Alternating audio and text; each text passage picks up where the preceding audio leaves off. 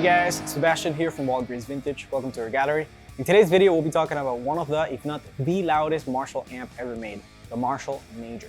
This piece right here rates at 200 watts of power, which at the time when it came out in 1967, it was twice the power that the loudest Marshall had at the time, which was a Plexi Super Lead 100. This amp was delivered as a response to those players that really needed the volume. You know, rock music was just exploding at that time, and bands were playing larger venues with bigger crowds, and the PA systems really were designed to amplify vocals and drums mainly, so guitar amps had to do the heavy lifting when it came to guitar volume. And the Major delivered, and a lot more than people were expecting. 200 watts is a lot of power. This amp came stock from the factory with 4 KT88 tubes, and basically just gave it its reputation. It originally was targeted towards bass players, but of course, guitarists love bass amps. They took over it and then ended up using it. And these type of amps ended up in the hands of players like Hendrix, Frusciante Blackmore, Jimmy Page, and more modern players like John Frusciante and Josh Klinghoffer from the Chili Peppers. What we love about this amp is how it has a headroom that is just unreal, really. Like, it gets insanely loud at deafening volumes, but if you keep pushing it, the way it saturates, it's just mind-blowing. It's slightly different than a Plexi, for example. It's got a little bit more of a ballsy sound. It doesn't get as saturated and fizzy. It kind of retains a lot of that body. So I feel like if you want to sound big, or as big as you really can get for a Marshall, none of it is going to do it better than the Major. As far as the layout, it's very straightforward, just like a Plexi.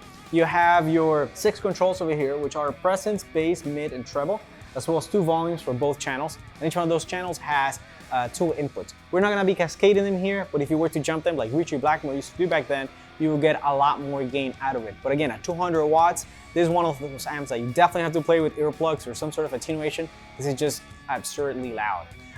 So yeah, this one is from 1971. It's all stock, and it sounds amazing.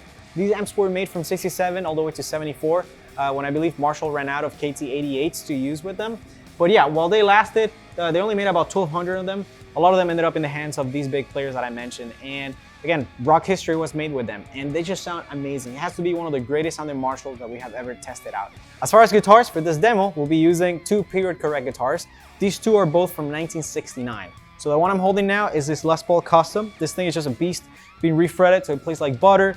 The bridge here is being replaced with roller saddles, which makes it very good as far as like the intonation, the tuning problems that normally come with these style of guitars. This thing is rock solid and it does not go out of tune. Now, this Strat from 1969, if you love Blackmore or Hendrix, this is definitely the way to go. This thing is also all stock and it sounds amazing. So yeah, I'm very excited to be playing this. Let's go ahead and rock out for a bit.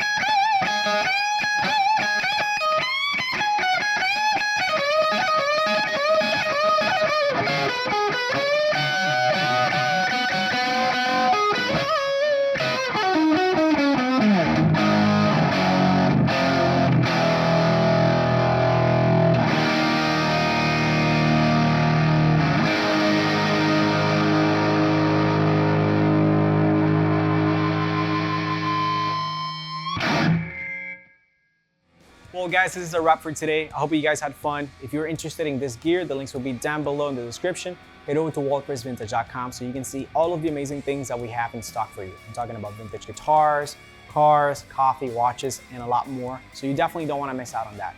If you want to support this channel, give a thumbs up to this video, subscribe, and follow us on Instagram at @walkersvintage for more content like this. My name is Sebastian. Until next time.